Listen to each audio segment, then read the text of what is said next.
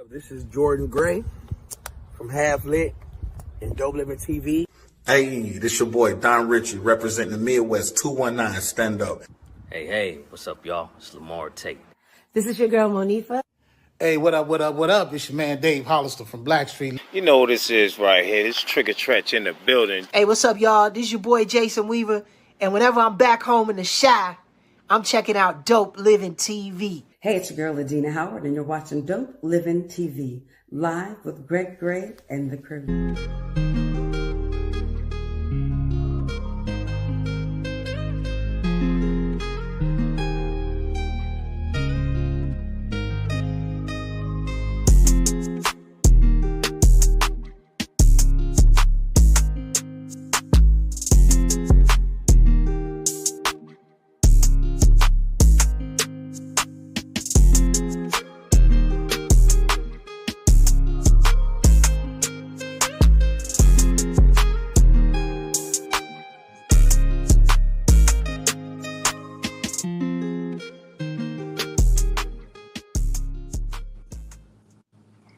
Hey, what's up? It's your boy Greg Gray. This is Dope Living TV Live. Let me start off by saying the views that are expressed on this Dope Living TV Live are not necessarily the views of Dope TV or its affiliates. Finish me off, Mo. And if you don't like it, get your own damn show. Get your own damn show. Yeah. For real. What's up, Gina? Hey. What's going on? Yeah, sir? man. It's been a day. But we're still here. God gave us this day. Still here. They got to make it roll, okay? I want to throw a quick shout out real quick to my guys, a friend of mine out in Michigan. He's creating an opportunity, actually, okay? They're hiring in Michigan, starting immediately. It's a deregulated energy canvasser. It's not a sales job. We'll talk about that at another date, but this is going to help with... because you know how these power companies have a monopoly, so you got to pay everything there. Well, this gives an opportunity for a smaller company to get a share of that pot. You know what I mean? So maybe he can come on one day and talk about it, and we do that. But today, man, we wanted to just talk about some things. Talk about things, situations. Man, you got some things on your mind. Situationships. Just situations. You know what I mean? Know what I'm saying? And just see, if and you guys want to join in and talk about it. Cool. What's up, Felice? What's going on? She says, "What's up, dog?" Good evening, all. So she got two versions of the greeting. It's "What's up," and then it's "Good evening, y'all." Good evening. Either way, man. Either way, shout out to you, Felice, for always tuning in, always being supportive, always doing what you do. All right, we appreciate you. So again, tonight it's not about headlines. It's not about being this, being that. Okay, it's about the moments that shape us, what makes us who we are, the choices that define us. Who are we? Let's talk about it. All right, let's get some questions going on here. Okay, shout out to Steve. He was traveling today, so I don't know if he's going to make it on here, but he was traveling today. It's all good. So let me ask you guys, what's the hardest decision that you've ever had to make, and how did it change you? The hardest decision I had to make in my life, one of the hardest, was actually leaving GI. Leaving GI, you said? Yeah. And why was that? It was hard because, because I had family, I had all my family there, and and actually my dad did not want me to leave. He didn't want me to leave, because of the old Texas, that he remembers, and he was just kind of scared for me to go. I was ready to go. I was ready to go. He was ready to go. I'm ready. I got kind of tired of, waking up every morning, going out to that mall or pumping gas somewhere or working on somebody's car for hardly nothing, just to make a little money for your take care of your kids and stuff. So I just got tired of that, and an opportunity came Shout out to my brother-in-law, Kerry Sibley, one of the best brothers I had other than G. You know, it was an opportunity, and you know, he went in the Air Force. We were supposed to go in there together, of course, but he went in the Air Force, and he went on in and he said, "Man, you need to get out of there. You're wasting your time. You're wasting your time." You handled it. That was like the springboard of my life right there. And that brother right there helped me out more than, you know, a whole bunch of folks did. He knew better, you know. I can tell you, man, I understand what you're saying, because one of my younger brothers, Ken, shout out to my brother Ken, he picked up, left out of here, out of Gary, with I think about $1,000, maybe even been less, with the promise of going down to Atlanta to stay with some friends. All right. Wow. Well, if you don't have it all lined up, you know, and forgive me for telling your story, but look at you now, bro. If you don't have it all lined up, he went down there. Those friends that he was going to stay with, they got kicked out of their place. All right. So he had no place to be. My brother said, but I'm not coming back to Gary. Okay. So he went down there. The story is he slept everywhere he could outside, okay, and in the car, and did everything he could do, had two or three jobs or something like that, but he made it. My brother right now has a huge house, 2 or 3 cars. He made the decision to leave, but it made him stronger. Okay, what about you, Gina? Man, I done had some hard decisions in my life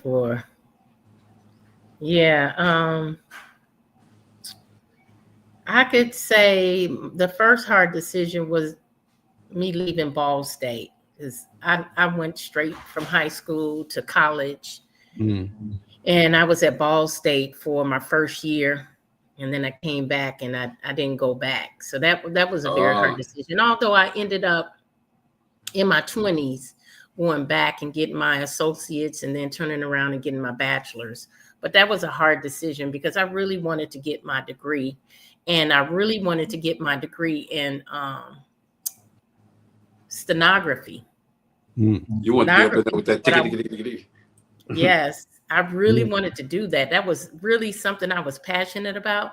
And I let my counselor talk me out of it. You know what's so crazy about that is? And if you guys don't know, back in the 80s, it was very, very prejudiced. In Muncie, Indiana, back then in the 80s, they still had the Klan walking down the street. They would come and knock on our dorms and tell us not to come outside because the Klan was marching. And so I think it was a racist move. He told me if I wanted to do stenography, I needed to go to a school somewhere in Texas or somewhere. And that they didn't do stenography in the courtrooms anymore. They used tape recorders. And I shouldn't have listened to him. I should have. That's a lie.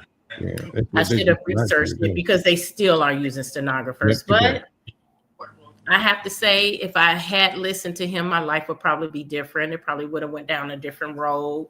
So that was the road that, I guess that wasn't the road that God was putting me on, because I ended up doing about face, and I went into business and marketing. The other decision was to leave my first husband. That was hard.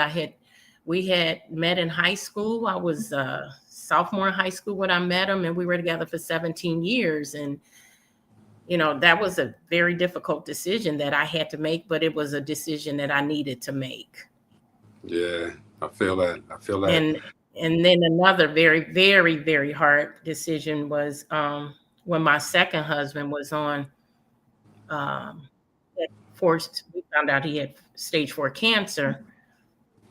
And I had to make the decision of, to pull the plug or to keep him on life support. And I'm telling you, that is a very difficult decision. And I know people think that they will know what to do when they're in those shoes. I really didn't. It was so hard for me. It was such a hard journey. You know what? Felice, I went through that with my mom. Felice says her hardest decision was to take her only daughter off of life support. It was her only child. That's difficult. Yeah, that's got to be. Decision. What I didn't you, even Steve? want to be the one to do it, but I was the one who had to do it. Yeah. Steve? Hey y'all, Gina, I feel you because went through that with my mom. But it's a little conflicting thing out here going on. So I need to get out here and help these people, y'all. Okay, we understand, Okay. Steve. And it's a little girl and they can't find her. And Well, go help find us, Steve. Do that, man. Do that. so Appreciate you taking y'all, my love y'all. I gotta go out here and help her. All right, All right. we understand. Let us know how it turns out. Man. Yeah, and we'll be praying that it turns out for the good. That's a difficult decision. That's difficult right there. Not a difficult decision, but a difficult situation. Yeah. Mm-hmm. What about you, Gray? It's a couple of things. Number one, one of the hard decision was to leave my job. Now back in the day when I had a great job after I was buffing floors, I had a great job at Motorola. Okay. Now you think about it, Mo. Back in the 80s and 90s, you wasn't making a huge amount of money. I was making $60,000 there. Okay, so I did what I had to do, but the decision when I wanted to do, because it just kept biting me in the back of my head. Okay, Greg, do this entertainment, all right? I made this song. It was on the radio too. And I said, you know what? I'm gonna go with this stuff full-fledged. So I took all of my money, 401k, everything out, and put it into that. And as you know, I wound up homeless because it didn't work out. Okay. But that leap of faith was a leap of faith. It changed how I thought about everything. Okay. It changed how I conducted my business. And it made me stronger. That's what it did. It made me stronger. Because I could have went to mom, I could have went to brother or something like that and said, hey man, I ain't got nothing, but I didn't. All right. I slept outside before school, and every time I pass that place, man, I cry. You know, it's a mixture of emotions. To see the tears of, it's not just tears of joy, but it's tears of sadness too. You know, I can go past that place and I cry, man. I cry my heart out because I'm like, this is where everything began again. But look what I had to go through. Dogs walking past, man. I'm cuddled up in a little corner. Dogs walking past. I'm not knowing whether I'm gonna get. I'm hearing shots. You know what I'm saying? Gunshots. It's cold at night. I'm wrapped up in everything that I had. Everything I had on my back, and basically those couple of garbage bags was what I owned. That was it. I was asked out. But God is amazing, and that was one of the hardest decisions I had to make, and it did change me. Okay, it was a wake up call too. Don't put all your eggs in one basket, right? All right. Unless that basket is Teflon. All right. Don't put all your eggs in one basket. Not at all. Felice said losing everything is enlightening. Testify, brother. Yeah, that's all I can do. D Starks, what's up, man? He said hello, family. Hey. So here's another question. How do you define outside of money? Okay, outside of money, we all have the opportunity, okay, with the money, okay, but how do you define success outside of money? It's happiness, peace. That's successful to me. If you peaceful and you making $10 an hour, $8 an hour, and you peaceful and you got your peace, you're comfortable, that's fine. You don't have to have the largest house, the most expensive car. That, you know, that's not richness to everybody. No, sure.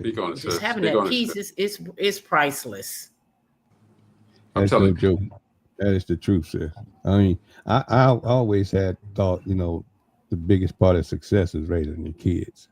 You know, raising your kids, and you know, you pouring a whole bunch into them. Sometimes, you know, some of us run into problems and things get crazy, but I always remind myself over and over again that, you know, that you're a parent forever. God put you here as a parent forever. You know, it's the same difference as God is to you. You know, He's your parent ever. So I mean, that's the way you have to look at your kids the same way. You know, you're there forever, not 18. You know, I can't stand to see people put their kids out of there. You got to go. You got to get out of here. What kind of stuff is that? At 18, I did that, Mo. Yeah. All my kids was out the door at 18. No. You know what I define success as? But they were set up before getting out there, though. I mean, we got some people doing that without no setup. You know, just raw. No. I mean, my son, when he graduated from high school, I gave him a choice, college, or you want to get out there and start working. He decided he wanted to start working instead of going to college. So he went to Atlanta. I paid his first 3 months of rent out there. And then, hey, after that, you grown, you got to be grown. And he did. He was out there for 2 years. He came back and he went to barber college. So, but he found a way. But he didn't come back. He stayed with me for about a month or two, and he got his own place, and he's been out on his own ever since.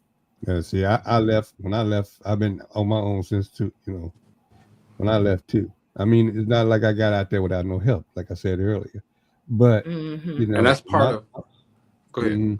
And recognizing that part right there is somebody to help you find your way in life is something that we all need to do to each other. You know, especially if they have an interest at things that you know about. Let's not be stupid. I'm not gonna say stupid. I'm gonna say so cold and callous. You know, and not show each other what they need to know if we know. And that's part of what I was gonna say as well. Felice said being respected based on your life. Being a Christian is not easy. Part of just a moment. I'm sorry. Part of what I was going to say was this: what defining success outside of money is that if I can learn something and make the mistake and learn from it, okay, and not what not to do again. If I can make the mistake, this is how I define success outside of money: making mistakes and learning from your mistakes, so that you won't do them again, and not doing them again, you know, ensuring that you won't do it again. If I can learn every day, something every day, if I can take an opportunity every day, it doesn't necessarily have to be a money-making opportunity, but an opportunity to treat someone better, to love somebody more, to control my temper. Because today was one of them days, all right, but to control my temper and just to be a better person, that to me is success, you know, outside of money. It's rough because the way this world going right now, because right now the government shut down, right? Right. Yes. Wow. Yes, it is. Wow. So you got a bunch of people. I'm glad I'm standing up today too. You got a bunch of people that y'all elected, all right, that are deciding. You didn't vote? You said y'all.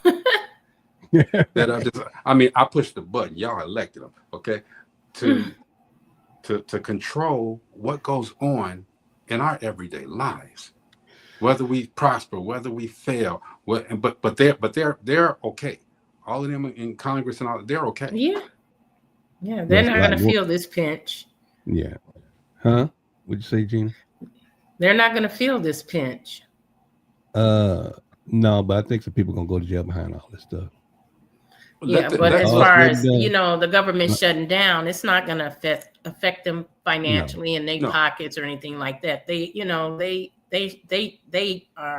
have millions of dollars. Well, yeah. Some of them billions of dollars. Why can't they just... I mean, think about this. Earlier this year, when everybody was on the train, the chump train, and it was going down the road, going down the tracks, he gave them a privy up to the markets. He screwed it up enough to where, you know, they get on. He tell them, hey, you need to get on this train with the market, invest your money. Matter of fact, I give you some money to invest in. And they invested. A lot of them people made money. And they're not supposed to be invested in the market if they're serving our country. I'm just appalled, though. Well, I'm just appalled that, you know, they let this happen on both sides. I'm appalled. Yeah. You can't sit down, grown men, grown women, and talk about what's best since we've elected you, what's best for the country. It's It's not not that. about the people anymore. Our It's not about the politics people is anymore. totally different these days. It's not about the people. It's not about I, the citizens. I mean, even in a lot of things that's going on both sides, yeah. it's not based on, what's best for the citizens of the United States. I And think that's what I'm saying. once all this smoke clears, after this term is over, if a lawyer doesn't sit down and start digging in right now, I don't think a lawyer's got enough balls right now to sit down and dig into it and find out how many laws have been broken by the stroke of his pen, because there's been a lot of laws broken. Here's my problem. Not to mention the rights that have been, My problem with all of it is that we are thinkers. We're individual thinkers, right? Why? Because this man has growled, and I'm speaking of Trump, because this man has growled, and y'all know me. I used to say, hey, the man's president, let's support him, okay? But I can't support ignorance, okay? This man has growled, and now everybody that's Republican under him is afraid to talk up and say, hey, man, you're wrong. The emperor's got no clothes Because he's on. attacking them. He's attacking them, and he's taking their livelihood away. He's going after their family. He's attacking them. And so who wants to, I'm sure a lot of them are saying, I don't want to go through that. That's why some of them just stepped down and said, I'm retiring. I'm done with politics. It's it's a lot of fear. It's crazy. You got to remember, one of the things that Trump won on is fear, and that's what he's going to continue to stoke. But he's got a big fear in his court too. You notice every time they get close to that Epstein stuff, some get thrown in the way. Have you ever heard? Speaking of that, have you ever heard how the director of the FBI, Kash Patel, he won't answer anybody's question directly? No. Okay, he skirts around it when they ask him questions about this, because he back in the day said, hey, the responsibility for these Epstein files lies in the hands of the FBI director. Before he was FBI director, now he's FBI director. Oh, he flipped up real good. He flipped up real good. It is what it is, man. The ring and the booty, he flipped up real good. He kissed more than the booty, man. That anal cavities, anal cavity, something else, boy. Police says, I know that I am successful. My Facebook journey proves it. I have a video log that dates back to 2013, a journal of 9 months of hell in Lake County, Indiana, fighting for my freedom because of a lie. For the government shutdown, she said it happens every year. Government shutdown is old, and I no longer care about them. I'm more concerned with what is tangible to me, what's happening in my community, my village, which is Gary, Indiana. I'm waiting. The last government shutdown was 2000. It was under Trump again. It was 2018. It was under the Trump regime. We had a shutdown then. So are people looking at this? Do y'all see this? Yeah. Again, to what police just said. We got a bunch of smoke. And if we keep paying attention to the smoke, we're going to lose the vision of what's really going on. And what's really going on is a bunch of illegal stuff. And, they're talking about, the National Guard. We got them here in Tennessee. We got them in Memphis. They had them in Washington. They trying to get them in Chicago. Well, they got them in Chicago too, don't they? Yeah. So the thing about it is, how close to martial law do you have to see that this shit is? It's crazy, bro. It's really I don't understand. And like I said, when everybody was saying, forget Trump this, forget Trump, I was like, hey, he's our president. Let's support him. I can't support ignorance, so I can't do it. I can't do it anymore. Wrong. You just can't. Can't do it at all, man. So, hey, we have to look out for our own, okay? We have to look out for our own now. So, here's what it is. We'll take that and keep moving on with it, okay? Mm-hmm. Mo, what is something that you wish you could have told your younger self? Keep pimping. No, it was an opportunity that I didn't take myself up on some Apple stuff back in the day. Same here. Computers. Same here. I had an opportunity in Austin, Texas, to mess with Apple and didn't. I got talked out of by my ex-wife. And I was this far from it. I mean, I had a couple of meetings in my house with Michael Dell, Bob Batts, all those people were found up Dell computers. That was the second opportunity. As a matter of fact, we built a accounting system. I helped them build an accounting system that was networked, one of the first networks, official business networking systems. And got talked out of it because of my wife. She didn't see the vision, she didn't see the money right away. Now Bob Batts is, well, and Dell, Michael Dell, of course you know about Michael Dell, but yeah. And that was I would told myself, just don't worry about it. She ain't gonna be, she's not supposed to be with the journey with me, is what I probably would have listened to. She's not supposed to be on that journey with you. You know, I've probably been a billionaire. It's been a few times I've had grazes with billionaires. So D Stark says, my team will beat me up if we talk about Trump. But Greg, you're right.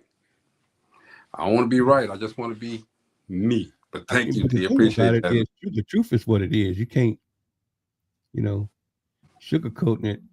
Nah, can't sugarcoat it. And can't sugarcoat it. Felice said that my last words with my mother weren't loving and understanding at the age of 17. Yeah, that got to be kind of messed up too. I agree. What I could have told, there's a couple of things I could have told. I wish I could have told myself. Number one, when we was out at that mall, man, Greg, make sure you put the wax in the corner too, bro. Make sure that wax is in the corner. You skipping corners. They're gonna expect that. Surely gonna expect it does. The thing about it, remember the dude that inspected all that up there? Yeah. He had that damn brace, that leg brace on it. He used to walk around scratching the floors of it. Yeah. Jagging the full car. What's wrong with this mug? Don't you know we just waxed that mug? They don't care. They don't care. They didn't care back then, okay? In our younger ages. But another thing, man, is that a couple of people, I don't want to say that. Let me say it like this. Treat people better than you treat yourself sometimes. All right. And watch out for people too. Watch your circle. Yeah. The circle that you think that you have, the people that you grew up with, they may not be the ones for you. All right. And I told my son, the same thing. Okay. Watch your circle. My son used to hang around with 15, 14 people, had a core group of people in high school. Okay. He used to come to the house, go to the studio, do all of that stuff. Right. And I sat them all down and I told him, I said, look, I got him, but y'all can graduate. Watch what happens. Look around. Look at your boys. Because some of these guys, you ain't gonna see them no more. You ain't gonna see them no more. Some of them gonna get married, live a productive life. Some gonna have a bunch of babies. Some gonna go to the streets. Some gonna go to jail. Some might even get killed. Okay, but look around. All right. So they went to. Everybody was getting these letters to go to college. Okay, because they were smart guys, getting these letters to go to college. And I'm like, okay. And some of them went to the same college. They said, we're going to keep this going. I told my son, you ain't going to the same college these guys going to. You got to see something different. His mother was really on that. You got to see something different. Yep. So everybody going to Ball State, Valparaiso University, Purdue, all of that stuff. Like, nope. He had some opportunities south. Mom didn't want him to go that far, so we looked for a place that had that wanted him for football, and that place was culturally mixed. I said, cool, and not one of his friends were going there. Okay, so we said, cool, no problem, and half of the guys, no disrespect to any of the guys, if you're watching, half of the guys dropped out. A couple of them ain't here no more. One of them, he gone. A couple of them went to the street. There's maybe 1, 2, 3 of them. That's okay. Shout out to Mike Jones. Shout out to Terrence. Shout out to AJ. They stayed on track. The rest of them, they out here, man. They feel what catches me. So when he goes to answer a question like this, what's something you wish you could tell your younger self? That'll be something, listen to dad, okay?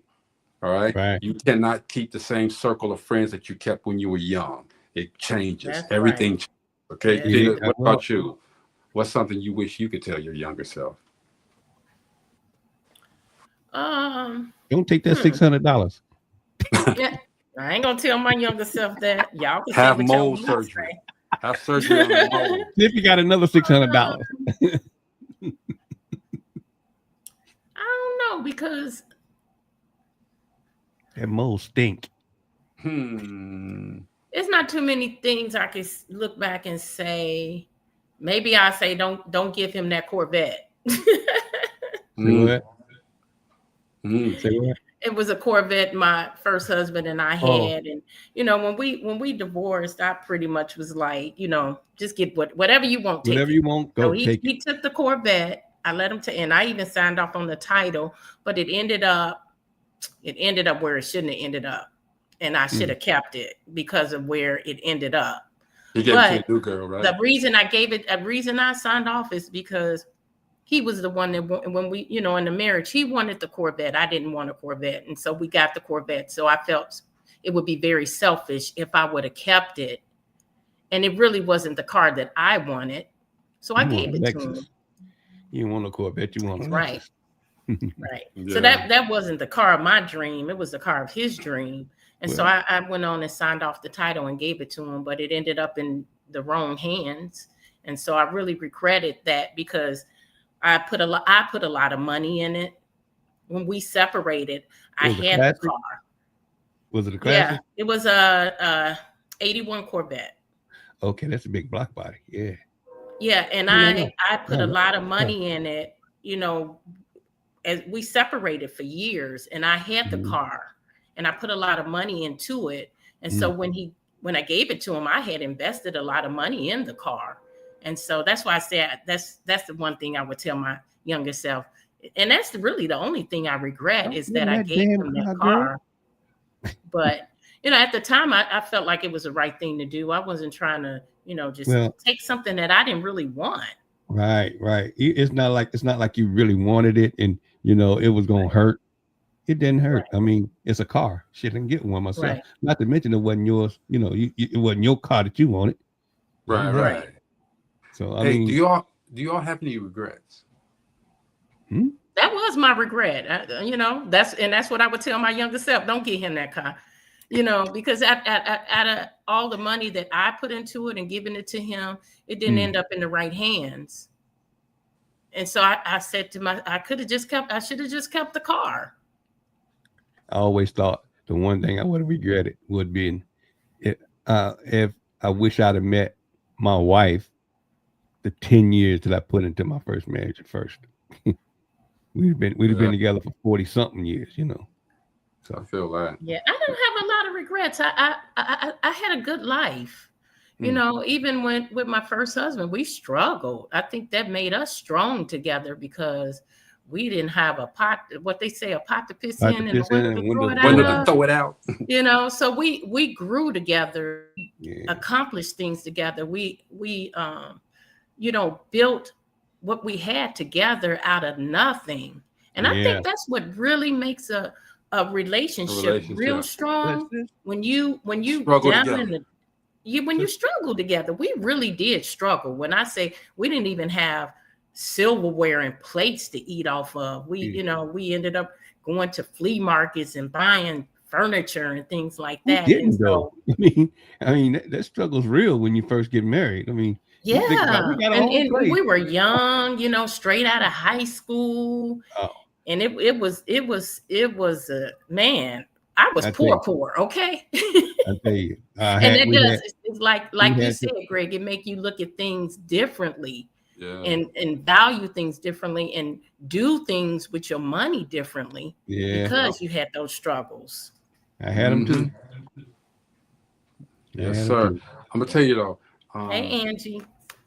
I regret the fact that I didn't treat a few people in my journey better. Mo, you always talk about. I think Gina, you talk about it too. That representative that comes first. Then the real, man, my representative was always out there. Okay, I always had that representative, so I would portray this person that really wasn't me. You know what I'm saying? And once I learned, because I didn't know who I was. You know what I'm saying? So I'm portraying this Big Willie dude. But the thing is, if you know me, yeah, I tell jokes a lot and this and that, but I'm quiet. All right. But I wasn't quiet before. I was always out there being Big Willie. Now, I could handle that representative. You know, I was Big Willie. I mean, I had a #1 music video show. It was booming. So everything was great. But I didn't have to act like it. You know what I mean? When I come home, I was quiet though. And I don't mind nobody saying, "Oh, Greg, you ain't this, you ain't that." Okay, cool. Keeps me humble. But people sometimes, and that's another thing too. Someone asked the question, do you change or do people change? I think it's a little bit of both, okay? But people change sometimes who you are. You know, they got this perception of who you are, and then they change because you don't want to give them $500. You don't want to give them this and that, okay? My money, let me get close here. My money is my money. It ain't yours. It ain't yours. Okay? So, you know, a lot of people just, because you get successful, because you get big and you doing what you do, they automatically, especially your friends, they automatically assume that he coming back to the crib sometime, so we're gonna party with Greg and get a little bit up off of him. I wasn't that dude. I didn't party like that. That wasn't me. I'd rather be with my woman, chilling in the house, watching on TV, you know, whatever. But man, I can remember partying my brains out like 3 or 4 years before me and Marianne got together. I just partied, you know. After I got divorced, it was a lot of things going on in my mind. My kids, you know, I had my kids, so hey, Nat, Big Willie. Oh. But anyway, I could just remember partying to try to forget what was going on, you know. And it was so much going on at that time in my life, you know. Not a lot of good things. But you got to remember, when we were younger, a lot of us when we were younger, we had that struggle. You know, we had that little, you know, that little extra, you know, going on. You know, that struggle was real. I mean, things that you took for granted when you were staying with mama and daddy. It was like, wait a minute, that stuff didn't just appear. You had to go get it. Yeah. So then you found out, and then sometimes you found out the stuff that you had was pretty expensive, and you know, you're not at mom and daddy's house anymore, so you got to go buy it for yourself, you know. And you took those things for granted, you know. But it was a lot of things starting off first anyway. Yeah, but absolutely, going through the hardest thing I ever been through was a divorce.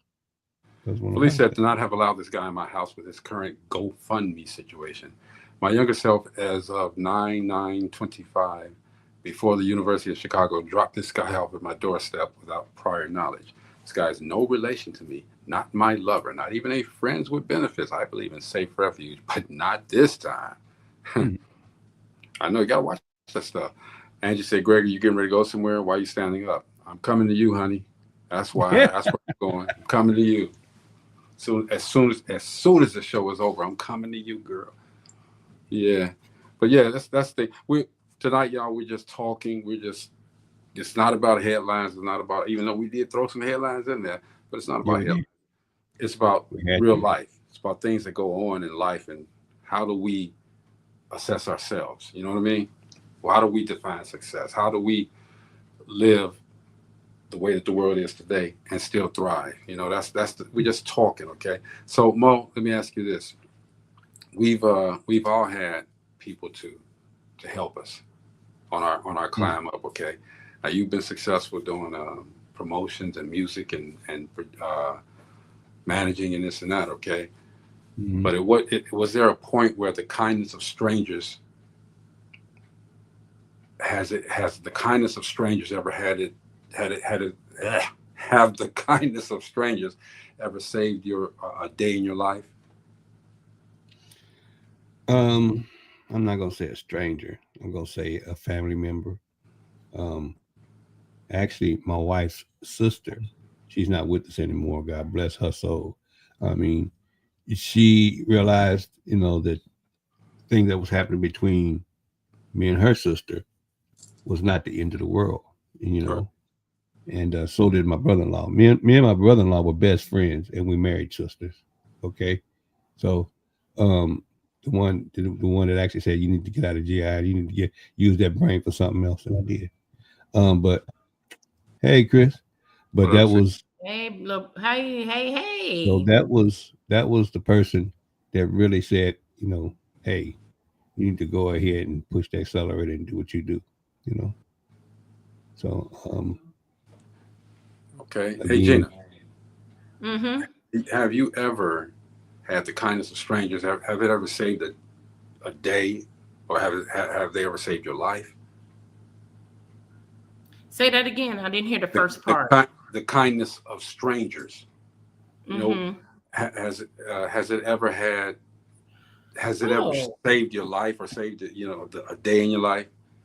yes. I remember I worked at the Skyline restaurant. I don't know if you guys remember the Skyline restaurant Yeah, I on remember the Fourth Skyline Avenue. restaurant and the hotel. I worked there when I was in high school. I started working there as a freshman in high school.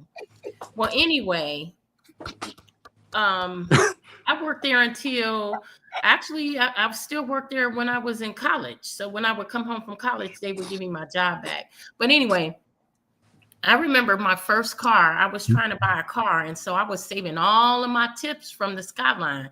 I made more money in tips than I made in a paycheck. And I had this hmm little owl bank, and I would put all my change in it. And I had this other little water thing. I would put all my bills in it, and I saved up enough to buy a car. Mm-hmm. Right. So I go to the bank. I cash my check. That was going to be that check, along with all the money I saved, was going to be enough to get this car. It was actually I can't remember what kind of car. It was old school, but I it had was just yours. enough.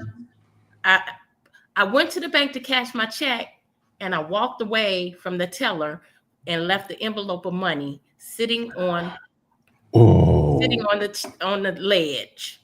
Wow. And this guy came running out of the bank, not the tailor, a customer came mm. running out of the bank with my envelope of money.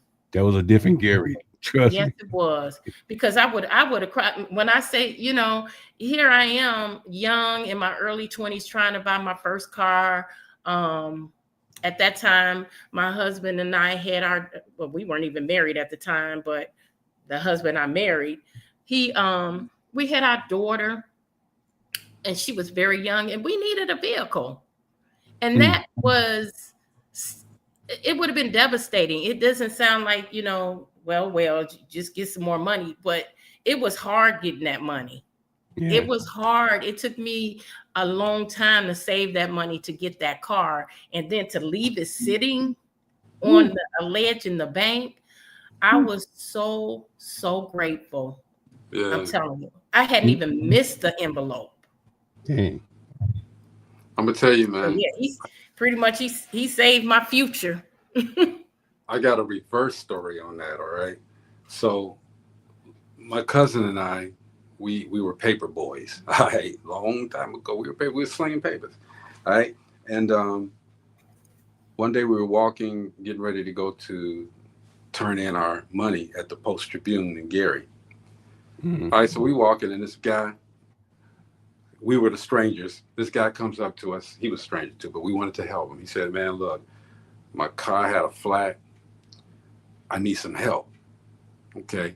So me personally, I was like, well, no, I wasn't gonna help him. But my cousin said, okay, great, let's help. The man said, hey man, look, I'll give you guys $10 a piece. Okay. I told him, I said, show me the money. So he showed us the money and he gave us $10 a piece. Okay. So he said his car was around the corner. Mm. I'm like, dude, this don't sound good. Now I had like I had a good week. I had a bigger paper route than he did. So I had $200 something. He had 180, something like that. Anyway, long story short, we went around there to help him. this dude pulled out a knife or something and said, "Give me all y'all money." So my cousin, he started crying. He was all petrified and this and that. Okay, I said, I nudged him like that because we standing right next to each other, and I went in my pocket. I took all the change I had and a couple of dollars, not his $10, and I threw it at him, and I jetted. I'm thinking my cousin with me. Man, my cousin's still standing over there crying. Negro, the check. Turn on the afterburner. Let's roll, baby. Dude, that dude was bending down picking up money. My cousin still with a bag of money in his hand. Okay, needless to say, I had to go back and help him. Okay, dude took our money. I still had my 10, but my cousin gave him his 10. So called the place, and they told us, okay, we understand, blah blah blah, whatever. Okay, but don't trust strangers. But sometimes strangers will go out of their way to do things for you just because if you do something, all right, it's called paying it forward. You get a blessing to them, somebody will a blessing will come back to you. You know what I mean? Felice said Skyline. The Skyline. Blast from the past. We always went there after leaving the after hours club. I worked straight 3. We would leave after closing the elbow room.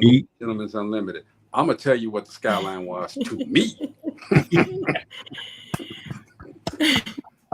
I didn't. Hey, I can honestly say I never went, Gina, to the Skyline diner, or whatever it was. The restaurant. Yeah, the restaurant. I went across the street to next door. Yeah, they had the hotel, and I didn't work at the hotel. I worked at the restaurant. I didn't work in the bar because I wasn't old enough to work in the bar. But I worked midnight shift. Back then, they didn't have all these child laws. I was in the 9th grade when I started working, and I worked the midnight shift. I would work from 10 at night to 6 in the morning, and then be at school at 8 a.m. Woo! Well, you probably heard me. If you ever went into the hotel, probably heard me in the walls. Okay, $4. Yeah, I never went over there. I knew what was happening over there. Yeah, Mo, 4 hours, $10. Okay. 4 hours. Yeah, that was one of them spots. 4 hours. I just said my first job was paper girl. I was paper carrier of the month.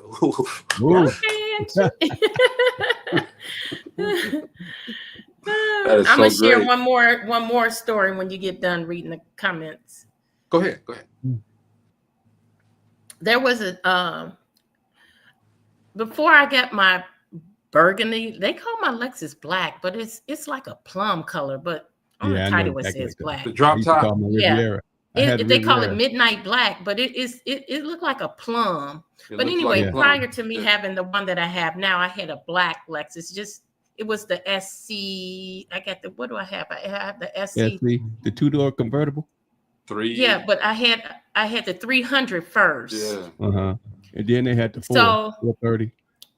I got the SC 350. I had they stopped making it after they made the one that I have now. They don't even they don't even make them, and the newer ones don't have the they don't have the top. They don't have a top. Yeah, or a convertible top. So they just kind of messed it up. But anyway, I got a coupe. But anyway, back to the story. I had a black one. And when I first started working out in Downers Grove, I don't know if you guys know how far that is, but it's like an hour and a half, an hour and some change drive from Gary, Indiana. Well, that's where I worked for years. And so I used to drive my Lexus there, right?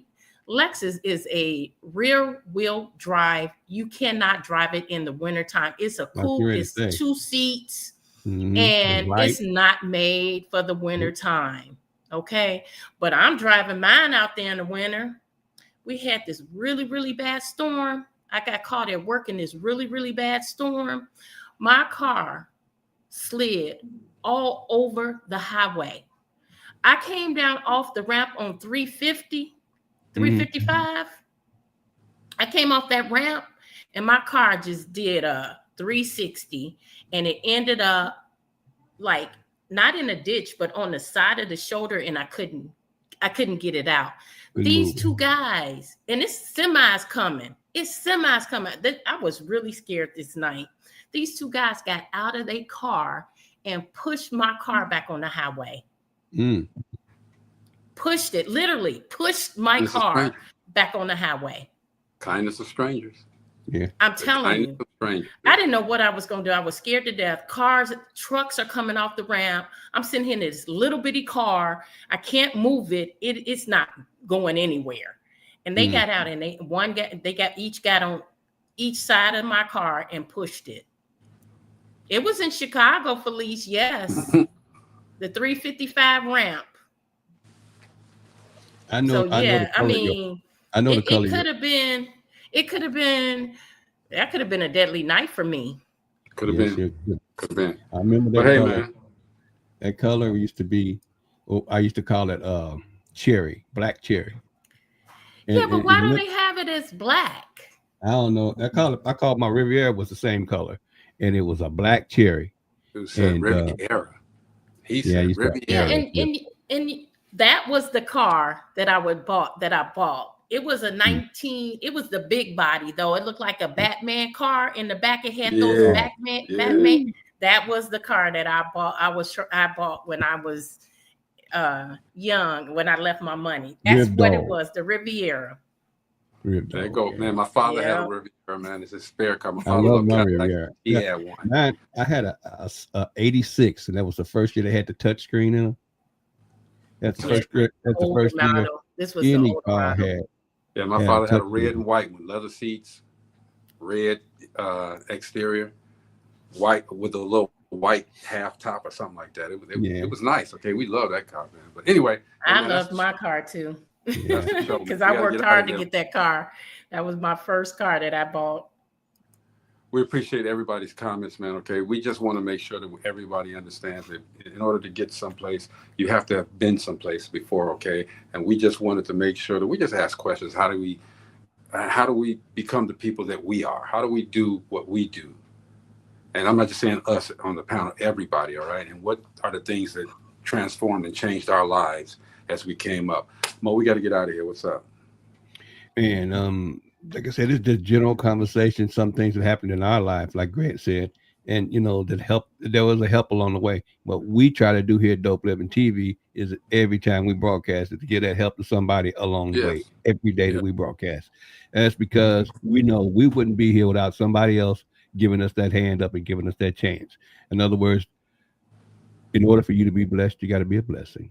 Got to be a blessing, bro. For real. Gina, what's up? Hey. You know what? I know today has been hard for me. We go through stuff. I know today has been hard for my big brother. We go through things, but you know what? It'll all work out.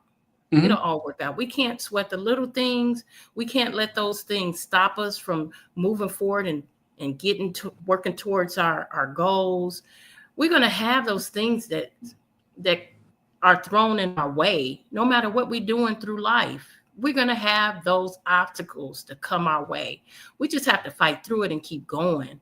Just keep going. And just know, just because your friends, your strong friends, those are the ones you need to check on. Yeah. Those people that don't show emotions, those are the ones you really, really, really, really need to check on. Hey, man, don't forget, Distinguished Officers Guild, November the 7th. Dang, I want to say Studio 47 all the time, okay? But Theater 47. Just think theater, because it's a theater. Theater 47. Theater 47. We're gonna have a big show about that. Probably even do a telethon, okay? But, oh my gosh, look, bro! The people are getting these tickets. They're getting these tickets. You guys get your tickets. I always worry when the ticket sales are slow, but that's our people. We just do things at the last minute. It's a different time. But they buying the tickets now, and oh my gosh, I'm really feeling blessed, and I'm just it's a different I'm still working on that. I'm still working on the information for you, Mo. I have not forgotten. I stayed up a couple of nights working on it. I'm not done yet, but I'm gonna get that to you. If you don't do anything, sis, at least send me the nomination category so I can put them in something. That's what I'm working on right now. My part is very easy now, but we'll talk about that at another time. Okay, everybody stay intentional. intentional for everything that you do. Stay intentional, okay? And you don't have to become or bring out the representative all the time. Be yourself. Know who you are before you try to get with anybody, because they can't tell you who you are. Only you can tell yourself who you are, and then be genuine. And what's the other word I want to use? Like I said, stay intentional and keep it moving. Keep going forward. We can't help what happened yesterday, okay? But what we can do is change the direction. We can change the course. We can change it up, okay? We don't have to do what happened yesterday. We can be different today. Know what I mean? Let's make that happen, okay? It's been a day, man, but you know what? We're still standing. We are still standing. That's what I'm standing. Hey, you guys come out. Felice, Angie, you guys come out to the award show. It is going to be so awesome. Come on out. We have the tickets right now for $50. Go ahead and get your ticket and bring a guest with you. Y'all come out there, man, because I got 5 minutes. It's probably gonna turn into 7, 8, 9 minutes, but I got. It better not. He got 2 minutes, and I don't know why he keeps saying 5. Okay, I got 2, but it's gonna turn into 5, all right? But I'm gonna make sure that I shout my people out. Okay, I want everybody to understand and know and see the purpose. My purpose, and I'll give y'all a preview of my little 5 minutes. My purpose is to let you guys know it can be done. That's my thing. It can be done, period. And it's not just about, and at that time, it's about being an author, writing books and all that, okay? But it can be done. When you get there, you'll understand that even though that's the event, that's not what it is. That is not what it is. Everybody there, when y'all get there, I'm telling you, if you can't learn something, if you can't get a different feeling, I'm telling you, that networking is, oh my God. I can't talk about it accurately. You have to be there in order to see the miracle. Yes. All right. It's laughter, it's love, it's tears, it's understanding. It's just everybody being their genuine self and learning from each other, and then supporting each other as they get these awards. All right. The people that lose ain't even mad. They're not even mad. Robert, if you don't stop talking to her, Robert, let her do the show first, dude. Let her do the show first, Robert. Let her finish. It's not Robert. It's the baby trying to figure out what she want to get in the kitchen and cook up some stuff. Girl, cook them biscuits. Cook them damn biscuits. That's what we need. We need biscuits. She about to do some chicken and broccoli potatoes. I'm gonna run through. Give me hey, it's beautiful to have a 15-year-old who know how to cook. Hey, I'm telling you, I'm gonna run through. Give me a plate, all right? Let me handle that. I ain't been out there in a minute anyway. But anyway, man, that's the show, man. We appreciate you guys. Okay, I want everybody to do this too. There's a new series on Tubi. It's called Cover Up. My guy Kamal Smith is the director. It's a series. Gina, look at the link I sent you guys. Check out the trailer. It's called Cover Up. You sent the link? I sent a link to the trailer. It's called Cover Up. It's on Tubi. Everybody, go and check this series out. I looked at the first episode and I'm like, the way that they brought it out, yeah, okay. Okay, I see what you're talking about. Go check it out. My guy Kamal Smith. Now, Kamal Smith has been in a lot of movies. Yeah. He's been in a lot of movies. But now he's directing, doing his thing. I'll send it to you, Angie. He's been directing, doing his thing. Bruh. And he's going to come on the show, guys. We just kind of working some stuff out. I'm going to check it out for sure. Yeah. And talk about it. It's a series. There's I forgot how many episodes there are, but it's good. Y'all check out the little dude in there too, the young guy. Now, the young guy is a thug. I guess he didn't have a choice. But the young guy, and I'm gonna tell you a portion of it because you'll see it in the trailer. The girl comes up to the doorstep, and she said he mouthed off to her. I mean, who are you? She says, I'm Serenity. He said, no. I mean, who are you? She said, look, little boy. He said, wait a minute, hold on. Do I look like a little boy to you? She said, yeah. He lifted up his shirt, got a gun in his thing. He said, now do I look like a little boy? I'm like, okay. He is good in his name is Ra. He is good in this movie. I mean, in this series. Y'all check it out. Okay? It's called Cover Up. It's called Sound like a Come hell Up. race. Check it out. Kamal, you did your thing on that, bro. Okay. Anyway, tomorrow, Gotta check it out. Rachel with the CEO Nuggets. We get ready to get lifted before we get out of the weekend. Okay. These weeks are going back quick, ain't they? Yeah, they are. They are. They flying. Man. It's not enough hours in the day. It ain't, man. It's too much. Angie, bring your mom as my guest. Uh-oh. There you go, Angie. You go everywhere with her mom. I love it. Do you know how valuable that ticket is that you just got?